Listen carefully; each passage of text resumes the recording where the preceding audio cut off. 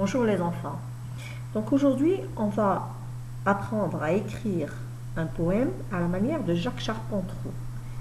Nous avons travaillé ensemble deux poésies de ce poète, Au cirque et La chevauchée. Et nous avons vu que ce poète joue sur le sens figuré et le sens propre des mots. Donc, pour écrire cette poésie, alors ce qu'on nous demande, c'est d'écrire un poème sur la ville dans lequel tu vas jouer sur le sens figuré et le sens propre du verbe tomber.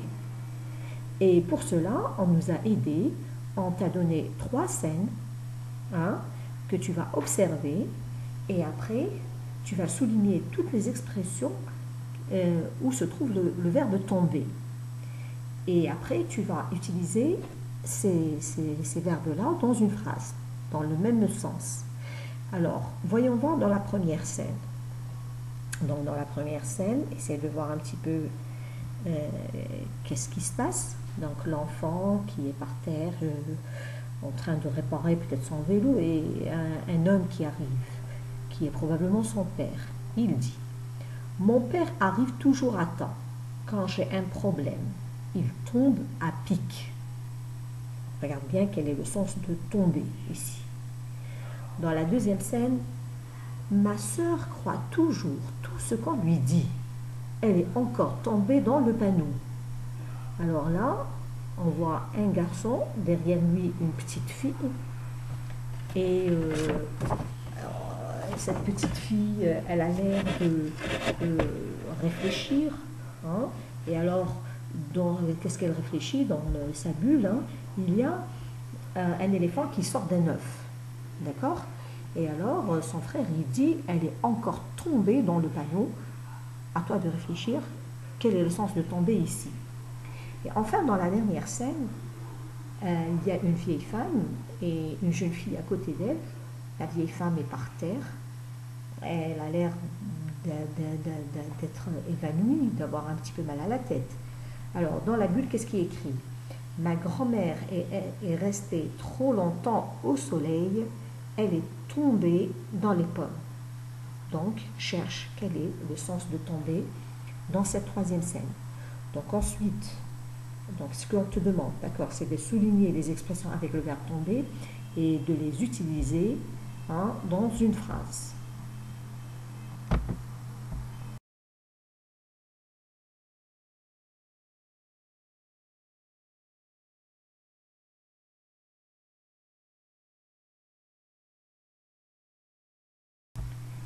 Ensuite, pour t'aider à écrire ton poème, on te donne 3 expressions et on te demande de choisir celle que tu veux utiliser. D'accord? Donc tu vas entourer l'expression que tu voudrais utiliser dans ta poésie. Je tombe à pic, je tombe dans le panneau, je tombe dans les pommes. Dans la troisième instruction, alors pour chaque personnage, on te demande de rédiger une phrase qui indique dans quelles circonstances il peut tomber. Un piéton, un cycliste, un chauffeur de taxi, une vieille dame et un petit enfant. Donc tu vas imaginer dans quelles circonstances, qu'est-ce que ça veut dire dans quelles circonstances? Dans quelles circonstances, c'est-à-dire comment un piéton pourrait tomber, à ton avis, pour quelle raison il pourrait tomber. Le cycliste, c'est la même chose. À ton avis, c'est pour quelle raison qu'il va tomber. Un chauffeur de taxi, une vieille dame, un petit enfant. D'accord? Donc c'est ça ce que ça veut dire dans quelles circonstances. Et enfin, on te demande de réfléchir à quel temps tu vas conjuguer tes verbes. Et tu dois entourer la bonne réponse au futur, au présent, à l'imparfait, au passé composé.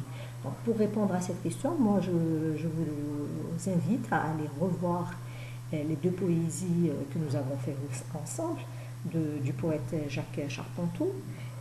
Vous allez voir à quel temps il a employé ces verbes et ça vous donnera une meilleure idée pour voir quel temps vous allez utiliser. Alors, après cela, vous allez donc à la page 27. Donc, on vous a donné, on vous a aidé. Donc, on vous a donné un titre, c'est En ville. et on vous a donné le début de vos vers. Donc on vous a donné 10 vers. Le premier, on vous a proposé de commencer par un piéton, ensuite une jeune femme, un cycliste, un enfant, un chauffeur de taxi, un petit enfant, une vieille dame et moi je tombe. Alors je sais que beaucoup vont me dire, maîtresse, est-ce que je peux ne pas commencer comme ça, ne pas commencer avec ces expressions. Normalement tu peux, mais je préfère que tu commences avec ça, hein, d'accord? Donc ça va t'aider à avoir une poésie qui est assez riche, d'accord? Voilà, donc bon courage.